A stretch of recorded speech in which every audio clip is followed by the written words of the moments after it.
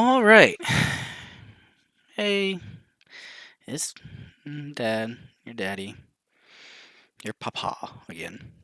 All right.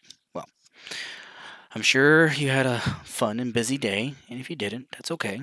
We all have bad days, so let's settle down. Let's get ready to relax. Or maybe you're just listening to me while you're doing some work, or maybe you listen to me while you're doing some homework or whatnot. But settle down for the day and put a pause and put a rest and just relax and get ready for some more reading. All right. So, chapter 3, Gardens Mystery. I confess that I was considerably startled by this fresh proof of the practical nature of my companion's theories. My respect for his powers of analysis increased wondrously.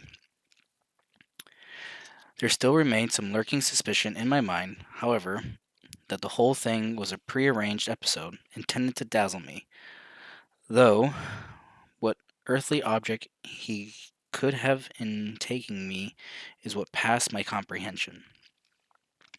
When I looked at him, he had finished reading the note, and his eyes had assumed the vacant, lackluster expression which showed mental abstraction.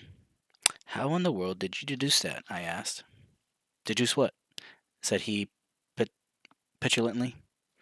"Why, that he was a retired sergeant of Marines." "I have no time for trifles," he answered brusquely. Then, with a smile, "Excuse me, excuse my rudeness. You broke the thread of my thoughts, but perhaps it is all well. It is as well. So you actually were not able to see that man was a sergeant of Marines?" "No, indeed. It was easier to know it than to explain why I knew it. If you were to ask to prove that two and two made four, you might find some difficulty, and yet you are quite sure of the fact. Even across the street, I could see a great blue anchor tattooed on the back of the fellow's hand. That smacked of the sea. He had a military carriage, however, and regulation side whiskers. There we have the Marine. He was a man with some amount of self-importance and a certain air of command. You must have observed the way in which he held his head, and swung his cane. A steady, respectable, middle-aged man, too, on the face of him. All facts which led me to believe that he had been a sergeant. Wonderful! I ejaculated. Commonplace, said Holmes, though I thought from his expression that he was pleased at my evident surprise and admiration. I said just now that there was there were no criminals. It appears that I am wrong. Look at this. He threw me over the note which the commissioner had brought. "Why," I cried, as I cast my eye over it, "this is terrible." "It does seem to be a little out of the common," he remarked calmly. "Would you mind reading it to me aloud?" This is the letter which I read to him. "My dear Mr. Sherlock Holmes, there has been a bad business during the night at 3 Lauriston Gardens off the Brixton Road. Our man on the beat saw a light there about 2 in the morning, and as the house was an empty one, suspected that something was amiss. He found the door open, and in the front room, which is bare of furniture, discovered the body of a gentleman, well dressed, and having cards in his pocket beaten the name of Enoch J. Drebber, Cleveland, Ohio, USA. There had been no robbery, nor is there any evidence as to how the man met his death. There are marks of blood in the room, but there is no wound upon his person. We are at a loss as to how he came into the empty house. Indeed, the whole affair is a puzzler. If you can come round to the house any time before 12, you will find me there. I have left everything in status quo until I hear from you.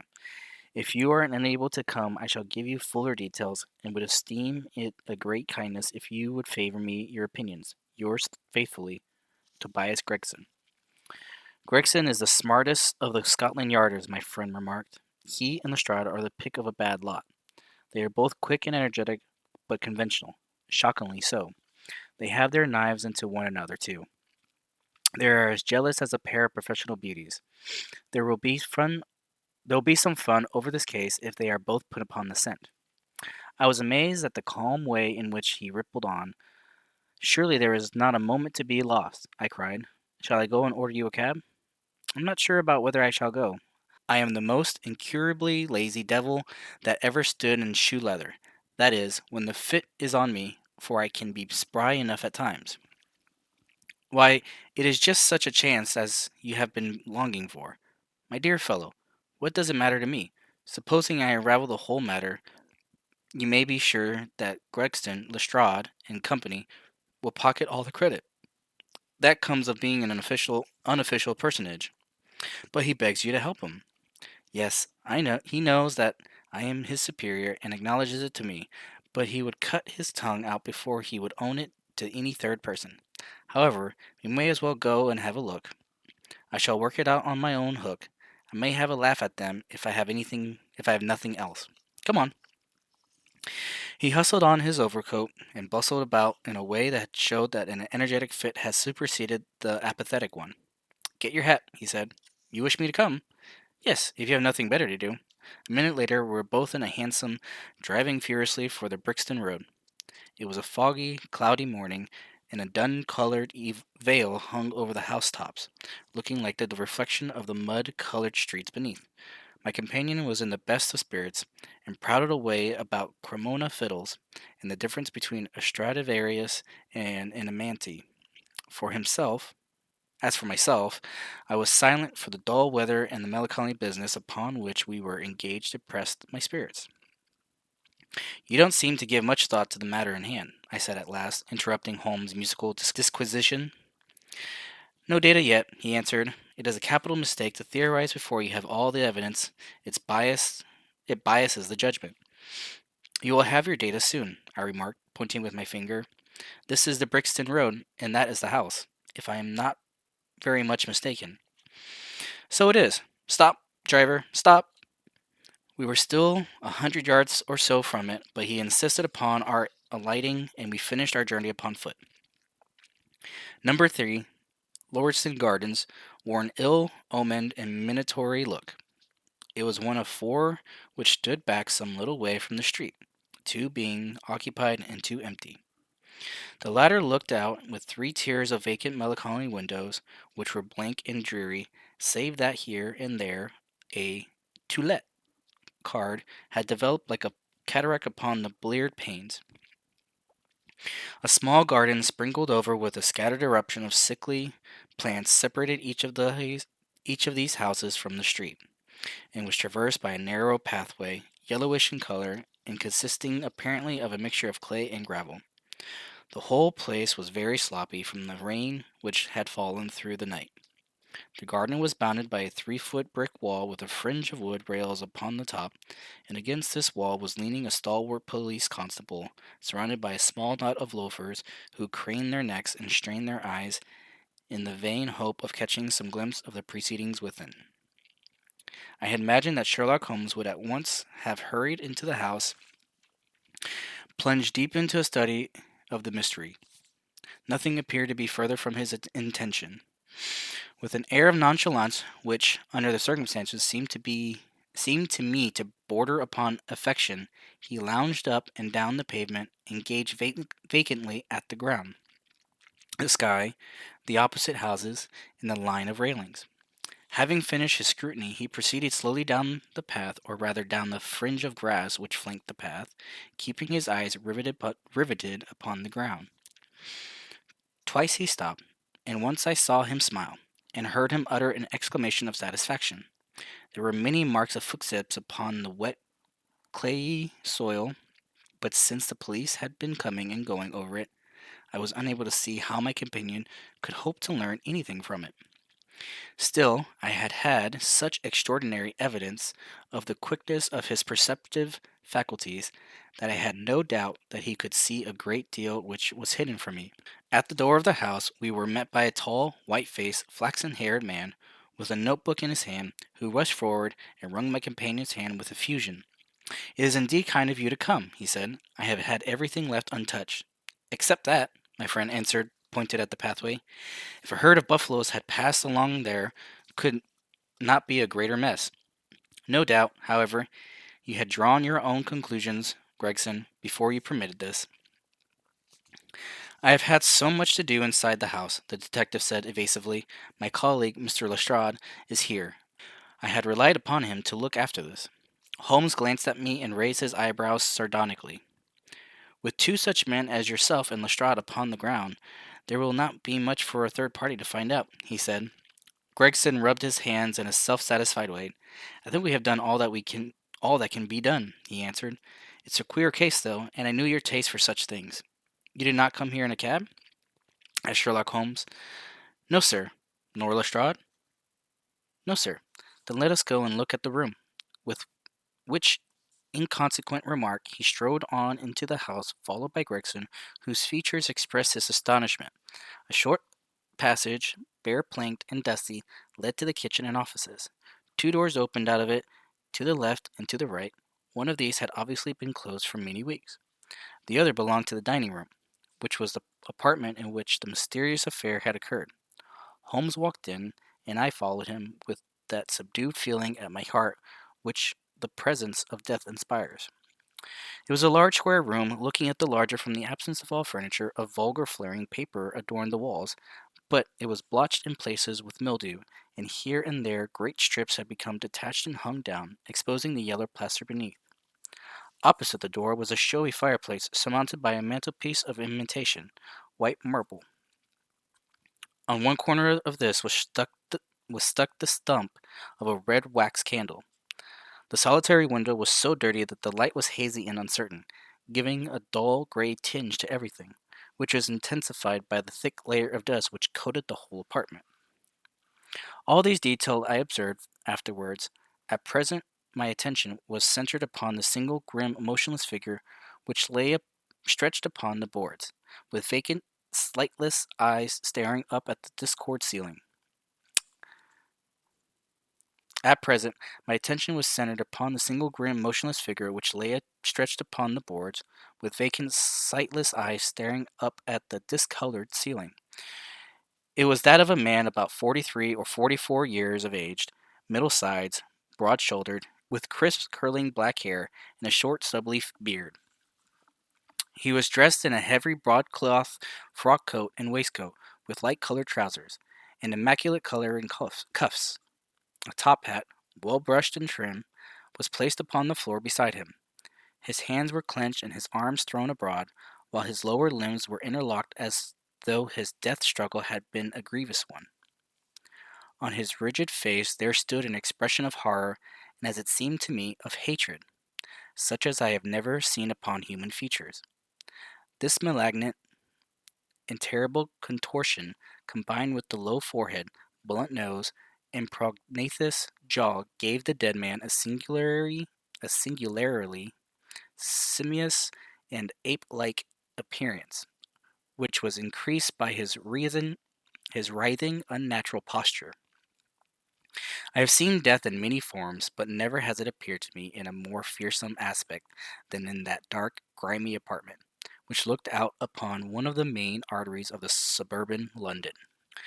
Lestrade, lean and ferret-like as ever, was standing by the doorway and greeted my companion and myself. "This case will make a stir, sir," he remarked. "It beats anything I have seen, and I am no chicken."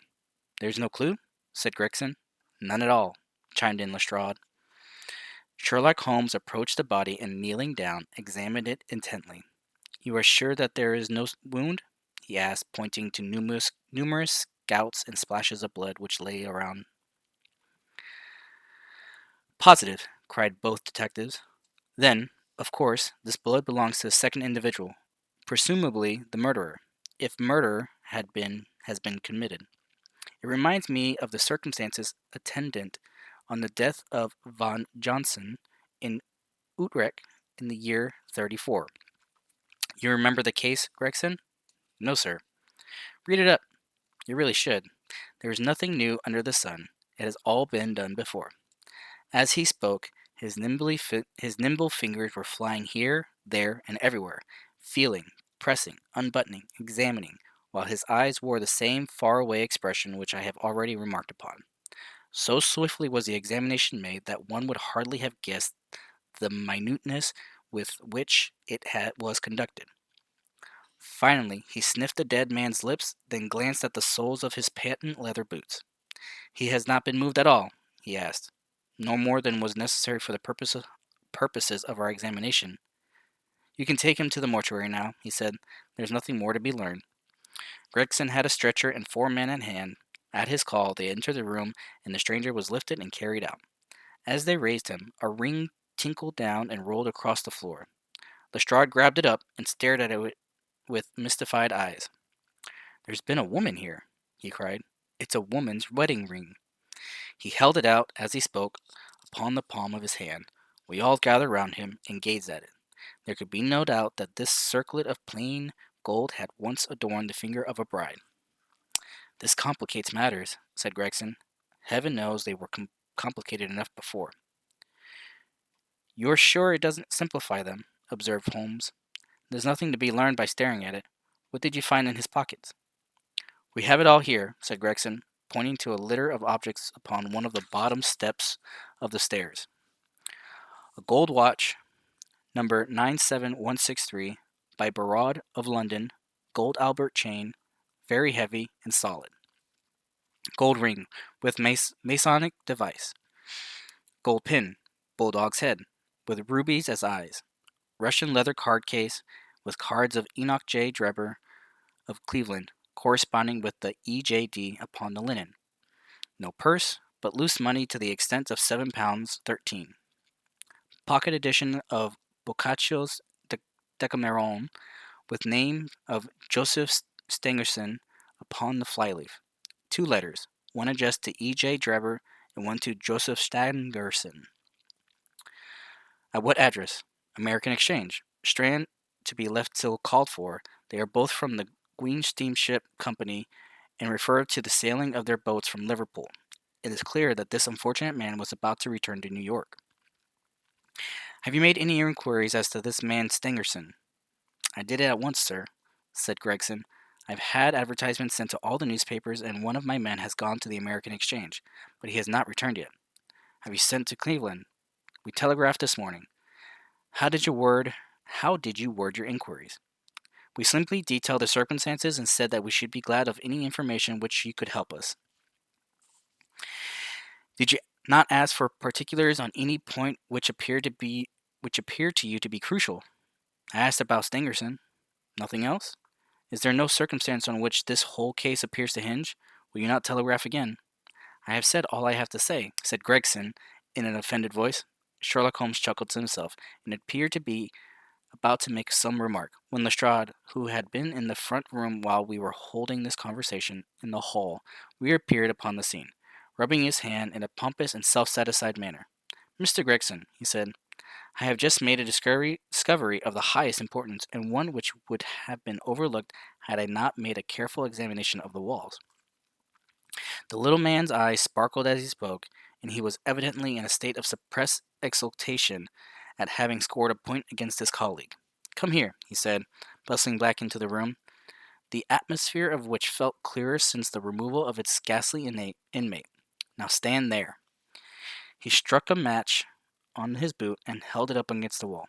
"Look at that," he said triumphantly. I have remarked that the paper had fallen away in parts. In this particular corner of the room, a large piece had peeled off, leaving a yellow square of coarse plastering. Across this bare space there was scrawled in blood-red letters a single word: rock, or reach. Your dad's read this book a little bit. It's rock. "What do you think of that?" cried Detective, with the air of a showman exhibiting his show. This was overlooked because it was in the darkest corner of the room, and no one thought of looking there. The murderer has written it with his or her own blood. See this smear where it has trickled down the wall? That disposes of the idea of suicide. Anyhow, why was that corner chosen to write it on? I will tell you. See that candle on the mantelpiece? It was lit at the time, and if it was lit, this corner would be the brightest instead of the darkest portions of the wall. What does it mean now that you have found it?" asked Gregson in a depreciatory voice. "Mean? Why, it means that the writer was going to put the female name Rachel, but was disturbed before he or she had time to finish. You mark my words. When this case comes to be cleared up, you will find that a woman named Rachel has something to do with it. It's all very well for you to laugh, Mr. Sherlock Holmes. You may be very smart and clever, but the old hound is the best when all is said and done. I really beg your pardon, said my companion, who had ruffled the little man's temper by bursting into an explosion of laughter. You certainly have the credit of being the first of us to find this out, and, as you say, it bears every mark of having been written by the other participant in the last night's mystery. I have not had time to examine this room yet, but with your permission I shall do so now. As he spoke, he whipped a tape measure and a large round magnifying glass from his pocket. With these two implements, he trotted noisily about the room, sometimes stopping, occasionally kneeling, and once lying flat upon his face. So engrossed was he with his occupation that he appeared to have forgotten our presence, for he chattered away to himself under his breath the whole time, keeping up a running fire of exclamations, groans, whistles, and little cries suggestive of encouragement and of hope. As I watched him, I was irresistibly reminded of a pure-blooded, well-trained foxhound as it dashes backwards and forwards through the covert, whining in its eagerness until it comes across the lost scent. For 20 minutes or more he continued his researches, measuring with the most exact care the distance between marks which were entirely invisible to me, and occasionally applying his tape to the walls in an equally incomprehensible manner. In one place he gathered up very carefully a little pile of gray dust from the floor and packed it away in an envelope. Finally, he examined with his glass the word upon the wall, going over every letter of it with the most minute exactness. This done, he appeared to be satisfied, for he replaced his tape and his glass in his pocket. They say that genius is an infinite capacity for taking pains, he remarked with a smile. It's a very bad definition, but it does apply to detective work. Gregson and Lestrade had watched the maneuvers of their amateur companion with considerable curiosity and some contempt. They evidently failed to appreciate the fact which I had begun to realize, that Sherlock Holmes's smallest actions were all directed towards some definite and practical end. "What do you think of it, sir?" They both asked. "It would be robbing you of the credit of the case if I was to presume to help you," remarked my friend. "You are doing so well now that it would be a pity for anyone to interfere." There was a world of sarcasm in his voice as he spoke. "If you will let me know how your investigations go," he continued, "I shall be happy to give you any help I can. In the meantime, I should like to speak to the constable who found the body. You can give me his name and address." Lestrade glanced at his notebook. "John Rance," he said. "He is off duty now. You will find him at 46 Audley Court, Kennington Park Gate." Holmes took a note of the address. "Come along, doctor," he said. "We shall go and look him up. I'll tell you one thing which may help you in the case," he continued, turning to the detective. "There has been murder done, and the murderer was a man. He was more than 6 feet high, was in the prime of life, had small feet for his height, wore coarse, square-toed boots, and smoked a Trichinopoly cigar. He came here with his victim in a four-wheel cab which was drawn by a horse with 3 old shoes and 1 new one on his off foreleg. In all probability the murderer had a florid face, and the fingernails of his right hand were remarkably long. These are only a few indications, but they may assist you." Lestrade and Gregson glanced at each other with an incredulous smile. "If this man was murdered, how was it done?" asked the former. "Poison," said Sherlock Holmes curtly, and strode off. "One other thing, Lestrade," he added, turning round at the door. "Rache is the German for revenge, so don't lose your time looking for Miss Rachel." With which Parthian shot he walked away, leaving the two rivals open-mouthed behind him. And that is the end of chapter 3. So, like your dad said, told you it was rock, not reach. Haha. Your dad just has seen this, and he's never read the books, but he has seen many, many versions of this story. But, anyways, love you, kid, and we'll be back with chapter 4 sooner than you think.